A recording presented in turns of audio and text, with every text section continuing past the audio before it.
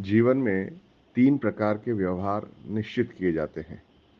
एक होता है वैदिक व्यवहार, दूसरा होता है पुराणोक्त व्यवहार और तीसरा होता है स्थान, परंपरा या लोक व्यवहार।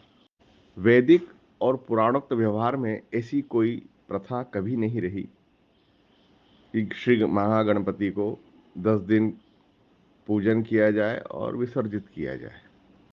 लेकिन स्थान और लोक में उस समय अंग्रेजों के शासनकाल में, जैसा कि आप जानते हैं, लोकमान्य तिलक ने सबके मिलने की भावना से, सामूहिक रूप से जुड़ने की भावना से इस परंपरा को महाराष्ट्र में प्रारंभ किया था, जो अब उत्सव, उल्लास, नृत्य, रस के रूप में पूरे भारत में धीरे धीरे फैल रही है।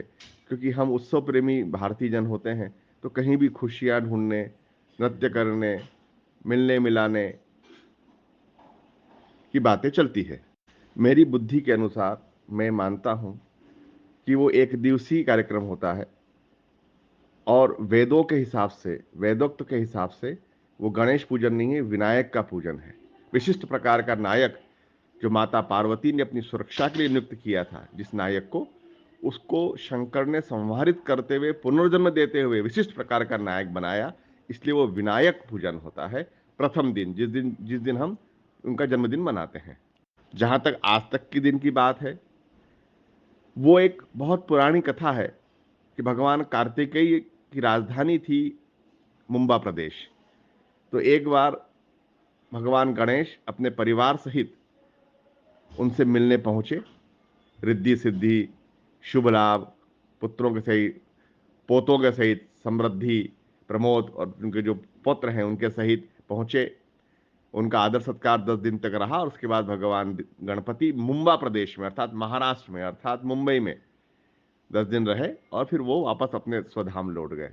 क्योंकि वो जल के देवता हैं, तो जलयान के द्वारा आए थे और जलयान के द्वारा ही वो वापस विस्थापित हुए।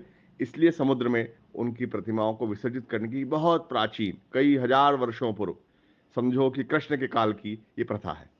जहां तक हमारी बात है, हमें, ठीक है, उत्सव है, मना लेना चाहिए, लेकिन मेरे पिता कहा करते थे और मैं उसका पालन करता हूं, गणपति स्थित होते हैं, विसर्जित नहीं होते। गणपति ही विसर्जित हो गए, गणेश ही तुम्हारी जीवन से चला गया, तो फिर बुद्धि ही चली गई, तो फिर बचा क्या।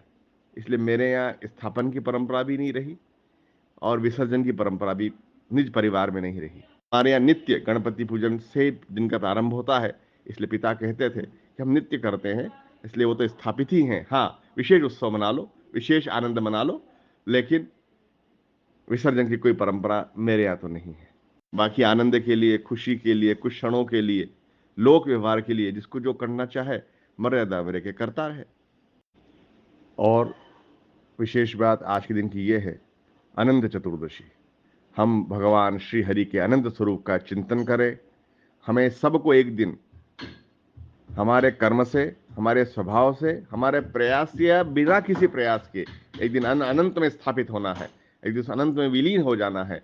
इसलिए श्रीहरि के अनंत भाव का स्मरण करते हुए भगवान श्री अनंताय नमः, अनंताय नमः, अनंताय नमः का उद्घोष करते हुए हमें आज के दिन लक्ष्मी, श्रीहरि और गणपति का पूजन और स्मरण करना चाहिए। इस दिन का इस प्रकार से महत्व है। बस आज के लिए इतनी ही हरि कथा। शुभम भवतु कल्याणम।